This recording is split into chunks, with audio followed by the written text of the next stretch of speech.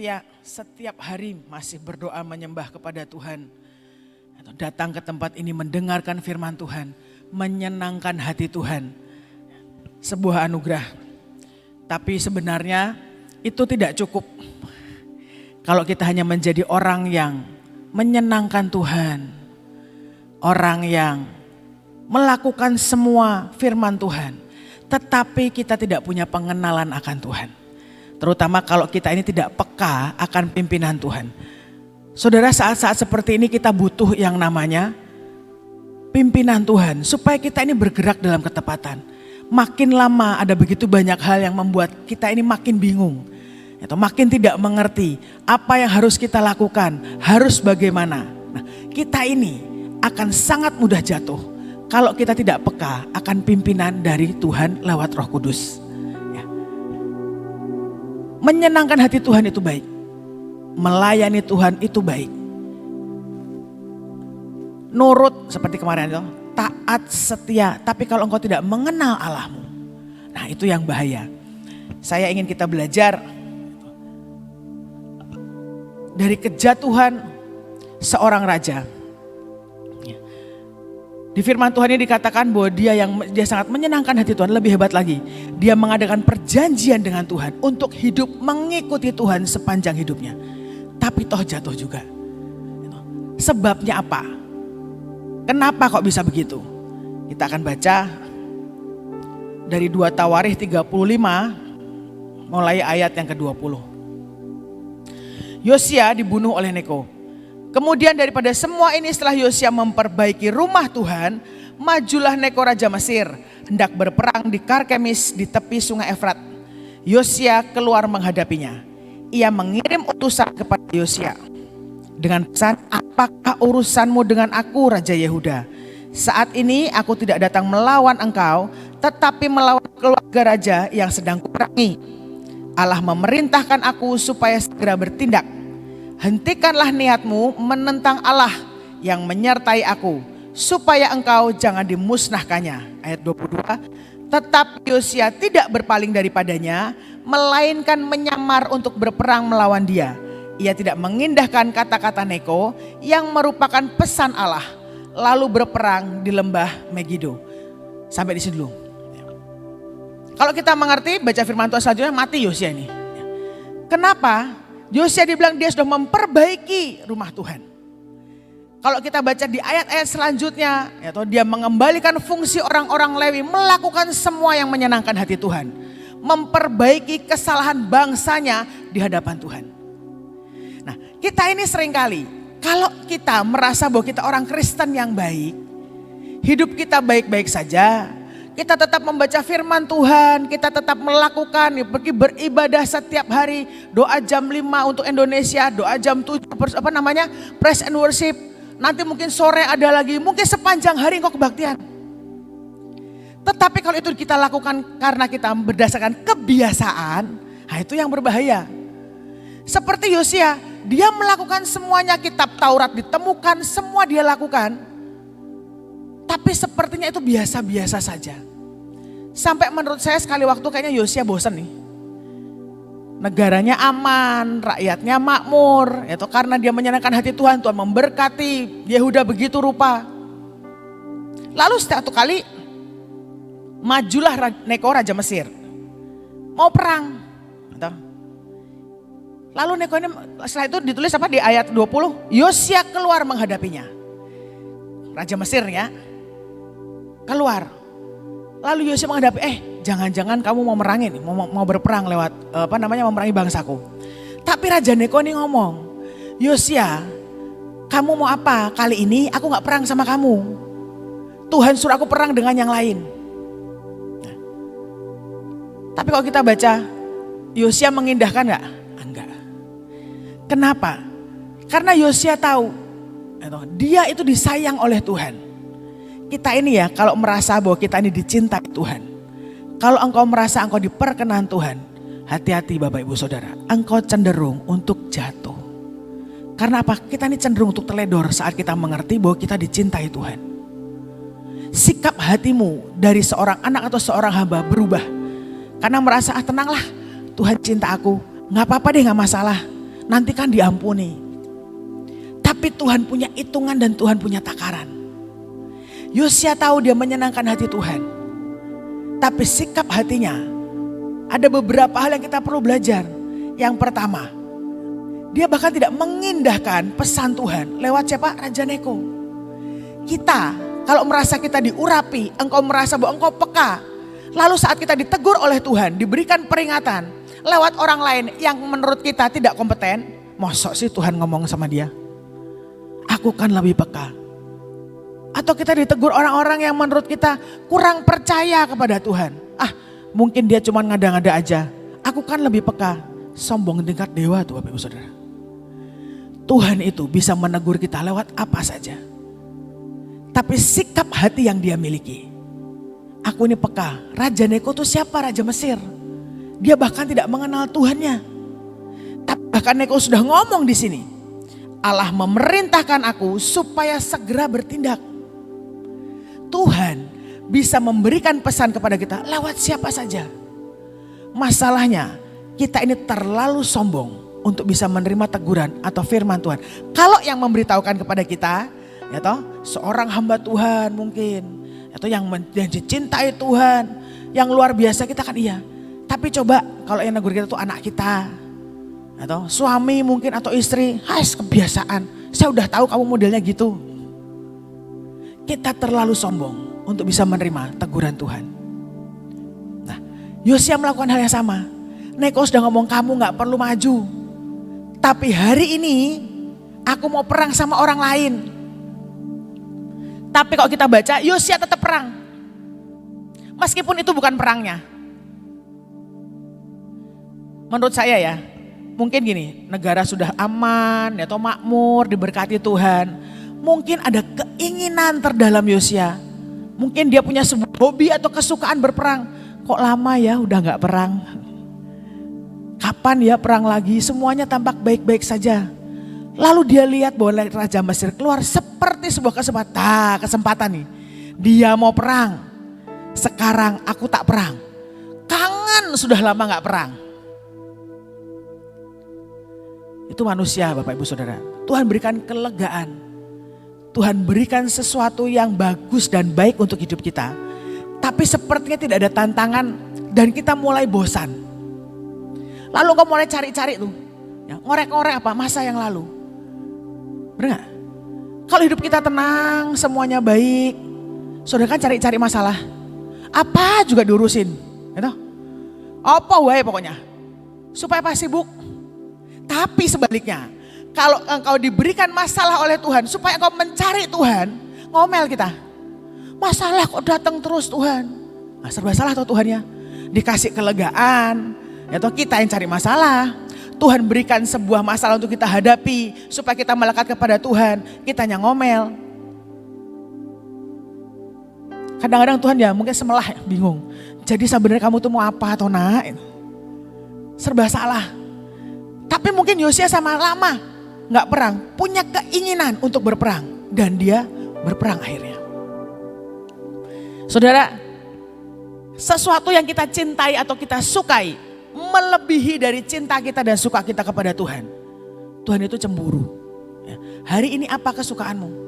Kalau Tuhan berikan semua yang baik dalam hidupmu, jangan lihat ke belakang. Engkau sudah menanggalkan semua manusia lamamu. Tidak perlu dijumputi lagi. Tinggal. Tapi Yosia ini terganggu dengan masa lalu. Dulu kan nenek moyangku perang kayak kita ya. Nenek moyangku seorang pelaut katanya. Aku tak perang hari ini. Dan yang lebih konyolnya lagi, kita baca. Dia tetap berperang. Ya. Ayat 22. Tetapi Yosia tidak berpaling daripadanya, melainkan nyamar. Menyamar untuk berperang melawan dia. Ia tidak mengindahkan kata-kata Neko yang merupakan pesan Allah. Lalu berperang di lembah Megido. Sudah dia perang, nyamar. Dari raja jadi prajurit. Engkau saudara, sama kayak kita. Kita ini saking punya keinginan yang melebihi dari cinta kita kepada Tuhan. Yang mungkin Tuhan tidak berkenan, Tuhan sudah ngomong jangan. Tapi kepengen Tuhan, enggak tahan hatiku nih. Dan engkau melakukannya, plus ditambahin nyamar. Kadang engkau lupa bahwa engkau adalah anak raja. Engkau sudah diangkat oleh Tuhan menjadi anak raja. Diganti jubahmu dengan jubah putih yang diperciki oleh darah Yesus.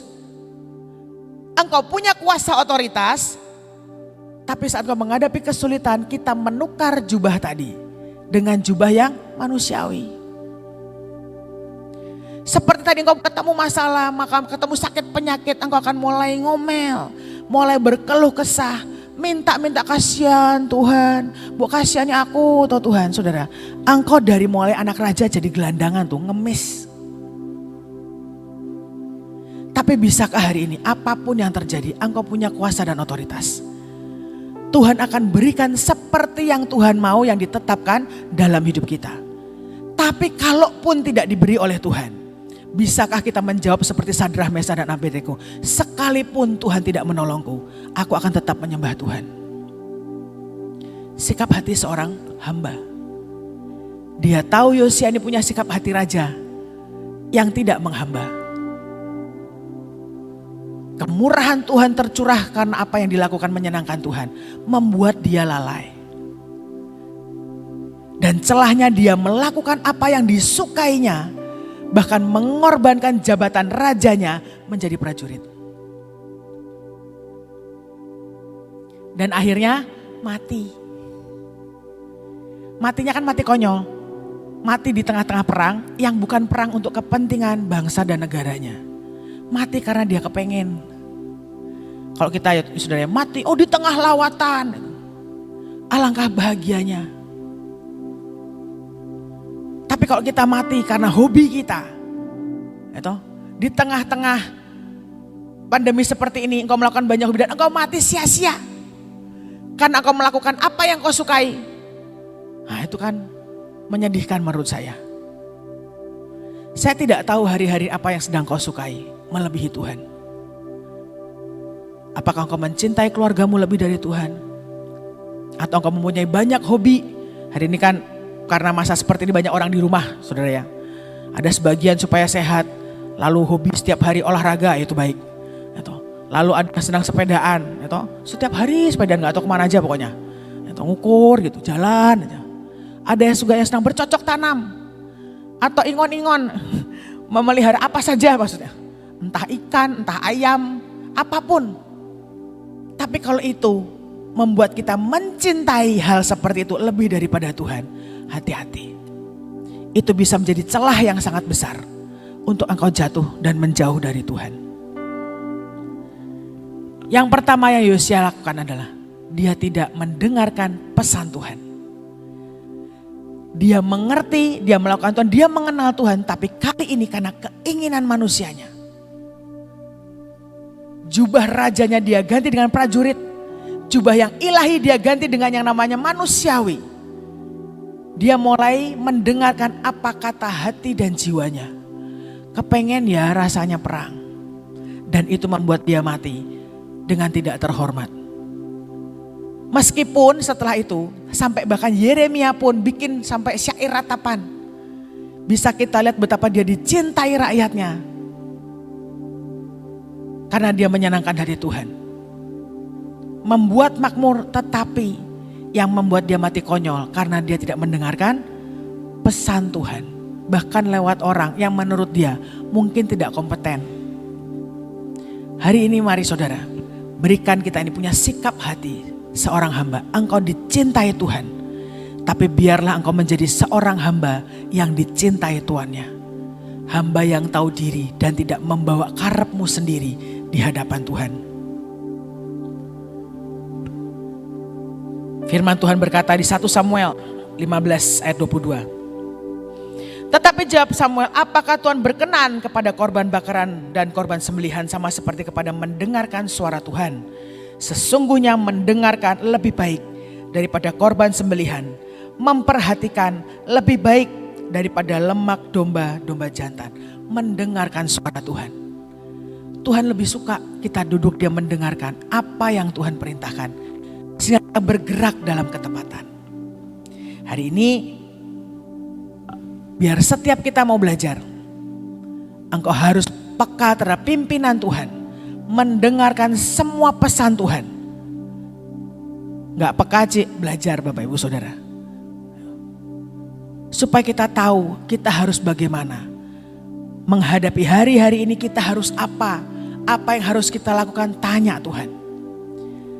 Yang kedua, jangan kau tukarkan manusia ilahimu menjadi jubah yang jasmani atau manusiawi, karena sesuatu yang kau sukai melebihi daripada Tuhan. Yang ketiga, belajar untuk menyerahkan segala sesuatu kepada Tuhan.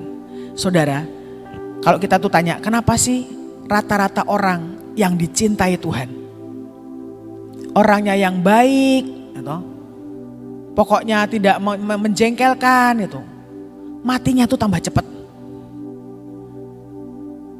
Kenapa tadi? Teledor, merasa dicintai dia teledor. Yang kedua, mungkin tugasnya sudah selesai. Kayak Henokh itu kan enak ya, hidup sebentar diangkat Tuhan. Tapi kadang kita juga sama, Tuhan kenapa orang-orang yang begitu baik, yang menjadi berkat untuk banyak orang, engkau panggil pulang duluan. Kenapa sih Tuhan yang dipanggil pulang bukan yang jahat-jahat aja, yang menjengkelkan hati? Pernah gak saudara?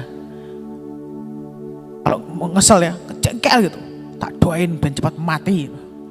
Tapi biar dunia ini aman Tuhan, biar yang baik-baik saja yang hidup, yang jahat biar cepat mati.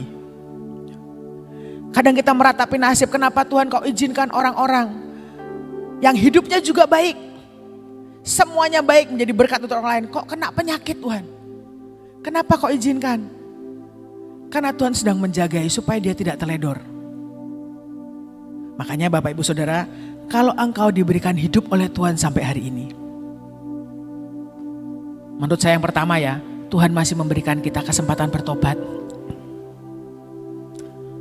Lalu yang kedua, pasti ada tugas yang belum kau selesaikan. Ayo kita selesaikan sama-sama. Sampai seluruh kehendak Tuhan jadi dalam hidup kita. Jangan mati konyol seperti Yosia. Melakukan yang baik semuanya di depan. Tapi di akhir hidupnya mati karena apa? Iseng ikut perang orang lain. Bukan perang untuk hidup dan dirinya serta bangsanya. Dia perang karena keinginannya. Mungkin kangen sudah lama gak perang. Jadi mari pagi hari ini kita berbalik kepada Tuhan. Engkau datang ke tempat ini. Engkau setia, semuanya baik. Engkau taat, itu baik. Tetapi kita perlu mengenal Tuhan dan Allah kita. Dan yang lebih penting, apakah engkau dikenal oleh Tuhan dan Allah kita. Kira-kira mungkin 2 bulan yang lalu saya masih ingat sampai hari ini saudara. Kalau kemanapun saya sharing firman saya sampaikan. Waktu sedang pujian tiba-tiba saya lihat sebuah penglihatan. Saya tuh jarang mimpi, penglihatan tuh hampir gak pernah. Tapi hari itu saat saya menutup mata saya tuh lihat seperti layar yang besar seperti nonton bioskop. Ada seperti gedung pertemuan bentuknya bulat, besar banget. Lalu orang tuh berdatangan. Ada yang datang dengan baju batik, apapun lah. Ada yang bajunya komplit, tidak komplit, ada yang lusuh, ada yang rapi gitu. Tapi semua tuh masuk ke dalam ruangan yang besar itu. Duduk semua orang seperti auditorium tapi melingkar besar banget. Penuh, pokoknya setiap kursi tidak ada yang lowong, semua isinya orang. Lalu saat saya mendongak ke atasnya, saya lihat di langit-langit itu banyak tombol-tombol seperti saklar kecil-kecil gitu, banyak banget. Lalu ada sebuah tangan yang besar mulai mencetin tombolnya satu persatu. Saat tombol itu dipencet, lalu tiba-tiba ada sebuah lampu yang sangat terang nyorot ke saya. Nah begitu saya kena sorot lampunya, baju saya tuh berubah. Dari baju biasa cuma celana panjang sama pakai batik, berubah menjadi jubah. Saya masih ingat jubah yang saya kenakan warnanya putih gading. Bukan broken white, ada sedikit kuningnya tapi lebih putih. Saya susah menjabarkan warnanya. Saya pikir loh kok berubah baju saya. Lalu saya lihat beberapa saudara Elisa saya begitu dipencet tombol yang di atas, berubah juga semua bajunya. Di gedung itu semua diisinya 90%, hampir semuanya berubah jubahnya. Bajunya semua berubah. Menjadi jubah pesta yang indah-indah. Tapi ada sekian orang yang tidak berubah bajunya. Yaitu orang-orang apa? Begitu tangan ini mencet, tahu dari mana itu lampunya siapa? Saya juga nggak tahu saudara. Tapi saya ngerti begitu itu berarti tombol saya saat itu ditekan maka ada lampu yang menyinari saya berubah. Tapi ada juga tombol yang ditekan dan menyinari yang lain, lampunya mati. Nah yang lampunya mati, bajunya nggak berubah. Saya simpan dalam hati, saya doa Tuhan, Engkau tuh mau ngomong apa? Lalu Tuhan bilang seperti ini. Hari ini banyak orang, banyak anak-anakku yang letih. Banyak yang istilahnya putus asa. Dengan semua kondisi dan keadaan sekarang, banyak yang capek. Bukan cuma anak Tuhan jemaat biasa, termasuk pelayan hamba-hamba Tuhan, mereka banyak yang kelelahan. Banyak yang letih, kenapa? Karena mereka berhenti berharap kepadaku, kata Tuhan. Lalu saya bilang harus bagaimana? Tuhan bilang cukup engkau masuk dan datang kepadaku. Aku yang akan bereskan sisanya. Maksudnya bagaimana saudara? Apapun seletih apapun engkau. Seputus apapun, sedosa apapun, sejelek apapun. Pokoknya dengan kondisi terburuk yang engkau punya hari-hari ini. Jangan pernah engkau putuskan hubunganmu dengan Tuhan. Saudara, kalau tadi seperti tombol di atas dipencet. Ada lampu yang nyala. Mestinya kan ada kabel. Ya toh? Ada kabel yang nyambung toh mestinya. Kalau nggak ada kabel yang nyambung, kalau dipencet kan nggak nyambung. Atau mungkin engkau punya kabel, tapi kabelmu rusak. Atau engkau punya kabel, engkau punya lampu, lampumu rusak. Tapi Tuhan bilang engkau cukup menjaga hubunganku dengan engkau. Jangan pernah tinggalkan persekutuan kita dengan Tuhan. Lewat streaming, lewat apapun lah. Jangan pernah berhenti untuk terus memuji dan menyembah Tuhan. Itu relay kita kepada Tuhan. Kalau itu putus, maka saat Tuhan sedang takarannya penuh dan dia akan memencet tombol untuk merubah hidup kita. Jubah kita ini gak berubah. Tetap masih memakai jubah manusiawi. Dan saudara tahu firman Tuhan berkata, saat seorang Tuhan mengadakan pesta dan didapati orang yang tidak mengenakan baju pesta, diapain saudara? Suruh keluar. Dibilang bahwa pesta anak domba sudah sangat dekat, sebentar lagi. Kalau engkau tidak mempersiapkan dirimu, memakai jubah pesta yang daripada Tuhan, saudara ketinggalan. Hari-hari ini dengan apapun kondisi yang kita miliki, mari datang kepada Tuhan. Kadang-kadang gak bisa berdoa, engkau mungkin pahit hati, sakit hati, paksa dirimu untuk tetap datang menghadap kepada Tuhan. Jangan pernah kau putuskan hubunganmu dengan Tuhan. Karena bagaimanapun, sepintar apapun, sekudus apapun, sesuci apapun kita tidak akan pernah bisa merubah jubah kita sendiri kalau bukan Tuhan yang melakukannya. Itu cuma anugerah. Engkau melakukan segala hal dalam hidupmu. Kita pikir kita menyenangkan hati Tuhan. Tapi belum tentu itu berkenan di hadapan Tuhan. Yang berkenan taunya gimana? Kalau engkau peka terhadap pimpinan Tuhan. Engkau akan melakukan dalam ketepatan dan efektif. Hari-hari biarkan dia rubah kita. Kita berusaha merubah diri kita sendiri. Gak bisa saudara. Kita perlu Tuhan yang merubah hidup kita. Dan melayakkan kita masuk ke dalam pesta anak domba. Amin Bapak Ibu Saudara. Mari peka kepada pimpinan Tuhan. Mari letakkan manusia kita jauh di bawah. Dan letakkan manusia roh kita yang bersaut-sautan dengan Tuhan di atas segalanya. Sehingga kita berkenan di hadapan Tuhan. Dan saat dia datang, hai hambaku yang setia, mari masuk ke dalam pesta anak domba bersama denganku. Karena kita sudah dilayakkan oleh Tuhan. Bukan karena kita melayakkan diri kita sendiri. Mari kita berdoa. Engkau tahu Tuhan, kalau bukan Engkau yang memberikan anugerah dan memampukan kami. Tidak ada satupun dari kami ini yang mampu dan bisa Tuhan. Kami cenderung mementingkan diri kami sendiri. Kami cenderung mendengar apa yang kami sukai.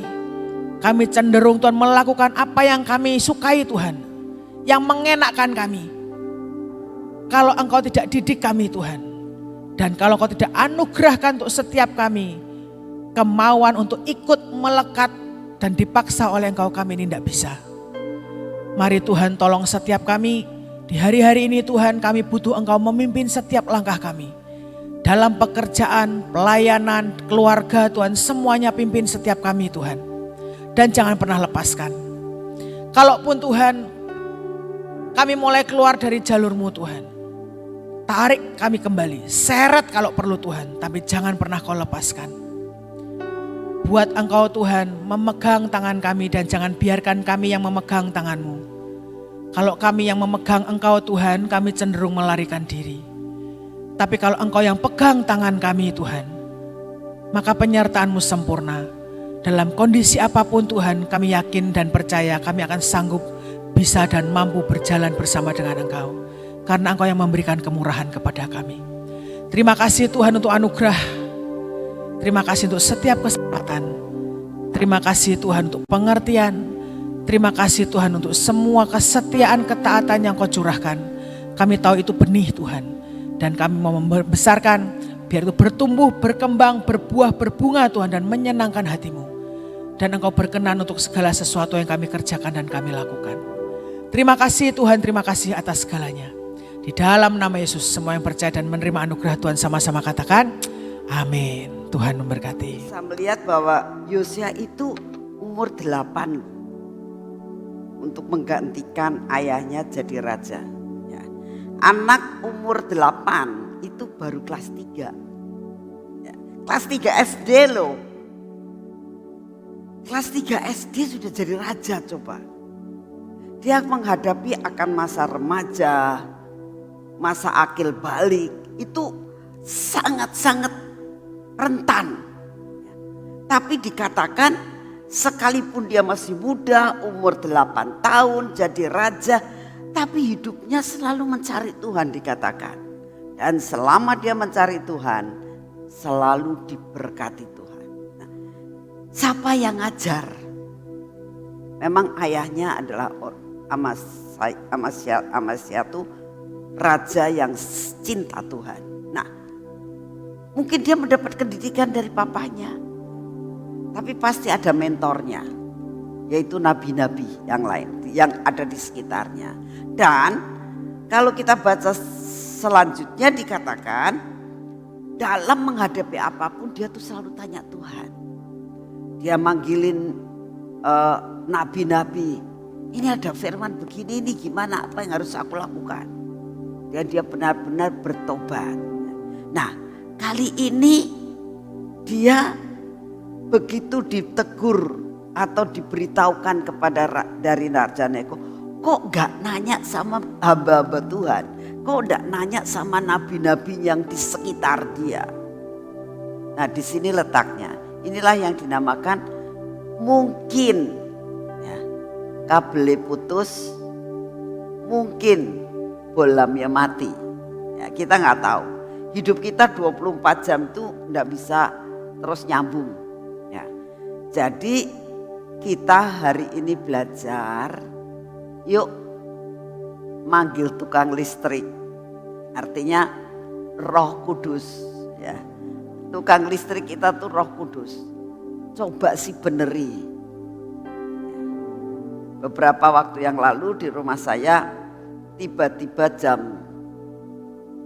sekitar jam berapa ya? Jam 3 saya bangun karena mau kencing. Kok gelap ya kamar saya?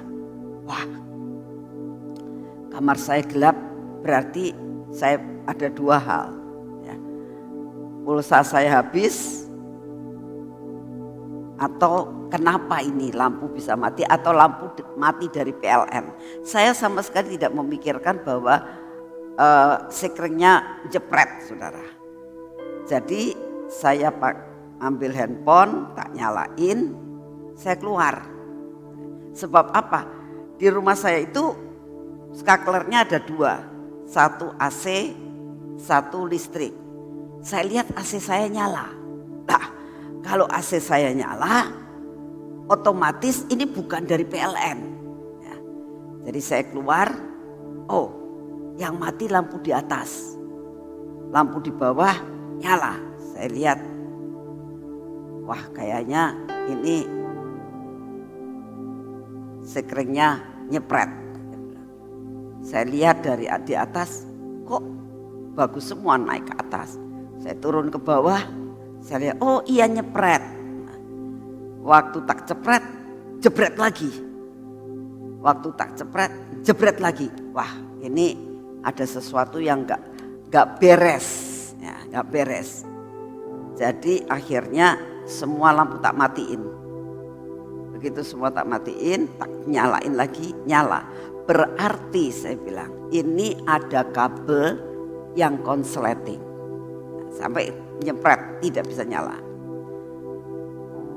Saya suruhan Pak Ruyuk ngomong, Pak ini lampunya nyepret. Ya, ininya begini. Sekarang pasti ini ada lampu, mungkin bolamnya mati atau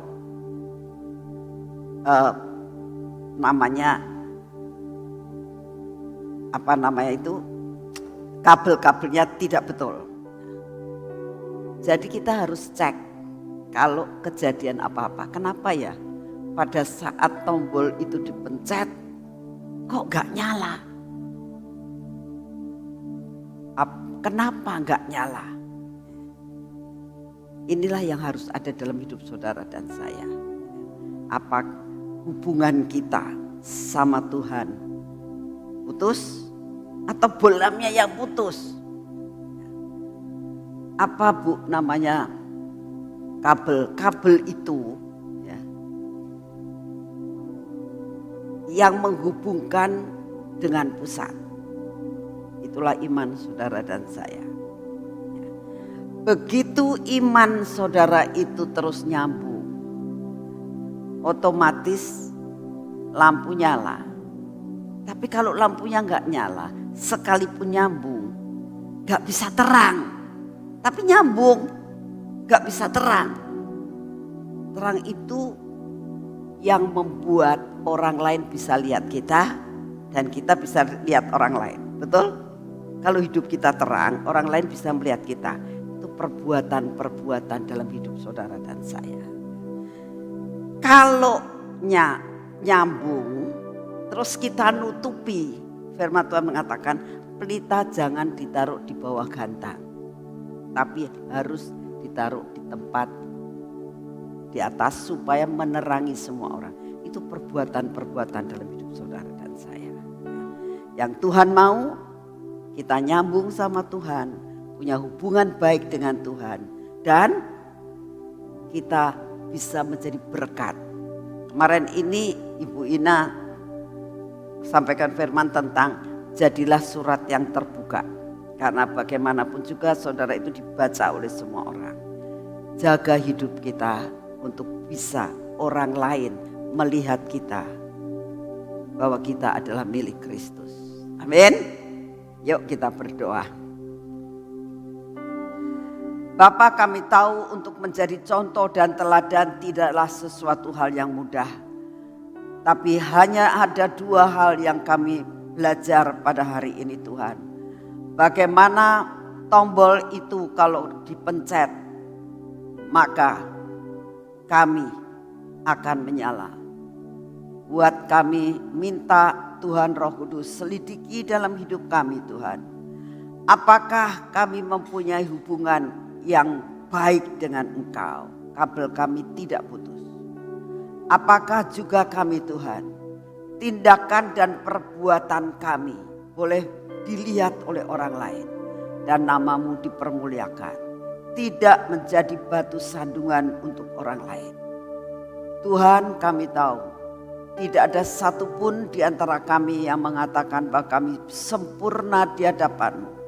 Oleh karena itu kami datang di hadapan-Mu. Tolong kami Tuhan Roh Kudus, ingatkan kami terus, buat kami, paksa kami ada di dalam jalur-Mu. Paksa kami Tuhan masuk di dalam rencana-Mu supaya kami tidak menyimpang daripada jalan-jalan-Mu. Terima kasih untuk kasih setia-Mu ya Tuhan. Terima kasih Engkau selalu mengingatkan kami dari mana kami diambil. Terima kasih untuk semua dan semuanya ini. Bapak, pada pagi hari ini kami tetap Tuhan mau berdoa dan berdiri buat bangsa dan negara kami. Kami bersyukur Tuhan, Engkau tempatkan kami di bumi Indonesia. Kami tetap mau berdiri buat bangsa dan negara kami. Saat ini kami berdoa Tuhan, di dalam nama Tuhan Yesus, Engkau taburkan damai sejahtera-Mu dari ujung Pulau Sabang sampai ujung daripada Papua. Engkau taburkan damai sejahtera-Mu. Engkau taburkan roh kepuasan, roh bersyukur, sekalipun banyak hal yang mereka tidak dapat lakukan. Mungkin mereka mau pergi ke luar negeri, mereka mau pulang ke kampung, mereka ingin melakukan semua dan semuanya. Dan ternyata mereka banyak dihalangi dengan tujuan yang baik dari pemerintah. Ada roh ketidakpuasan, Engkau lepaskan kami, Engkau lepaskan bangsa kami, penduduk Indonesia ini dari semua roh ketidakpuasan. Bapak, taburkan damai sejahtera-Mu, Kau buat jalan, beri sukacita, damai sejahtera. Dan saat ini Tuhan, kami banyak mendengar berita dengan adanya merabaknya kembali akan virus. Tapi kami percaya dan yakin Engkau pegang kendali atas bangsa kami Tuhan. Engkau akan melakukan segala sesuatu, Engkau akan memprotek akan keadaan bangsa dan negara kami. Kami percaya Kau akan protek anak-anak-Mu dimanapun juga mereka berada. Di seluruh bumi ini. Buat anak-anak-Mu Tuhan yang berseru-seru kepadamu. Maka kami percaya Mazmur 91 akan terjadi dan berlaku buat mereka. Kami percaya akan janji-Mu. Kami percaya akan firman-Mu Tuhan. Oleh karena itu Tuhan Yesus, kami datang di hadapan-Mu saat ini. Engkau yang akan membuat perbedaan antara orang yang berharap kepadamu dan orang yang bergantung pada diri sendiri. Terima kasih Bapak, kami sungguh menyerahkan akan keadaan bangsa dan negara kami dalam masalah-masalah yang terjadi ke dalam tangan-Mu. Berikan hikmat dan bijak kepada Bapak Presiden kami, semua aparat negara kami. Kami percaya Tuhan, ada perkara-perkara yang luar biasa Engkau sedang rencanakan atas bangsa dan negara kami. Saat ini kami datang di hadapan-Mu. Kami juga mohon anugerah-Mu, lawatan, tuaian. Karena Kau katakan Tuhan, kami harus benar-benar mendoakan sampai banyak sekali anak-anak-Mu yang dibangkitkan untuk pergi ke tempat-tempat yang sebenarnya Kau sudah tentukan. Karena Kau tahu Tuhan, lawatan, penuaian dari desa-desa dan lereng-lereng gunung akan terjadi penuaian yang besar-besaran. Terima kasih Bapak. Kami percaya perekonomian Indonesia akan dipulihkan dan Indonesia akan menjadi lumbung pangan. Terima kasih Tuhan Yesus, kami percaya Engkau mendengar doa kami. Terima kasih Tuhan untuk hari ini. Terima kasih ya Bapak untuk acara kemarin. Kami mengucap syukur untuk kami boleh mengingat akan semua janji-Mu. Dan pengulangan perjanjian kami terima dengan utuh. Kami percaya Tuhan, firman-Mu akan menjadi kenyataan dalam hidup kami. Terima kasih untuk semuanya. Mari saudara kita masuk dalam pengurapan.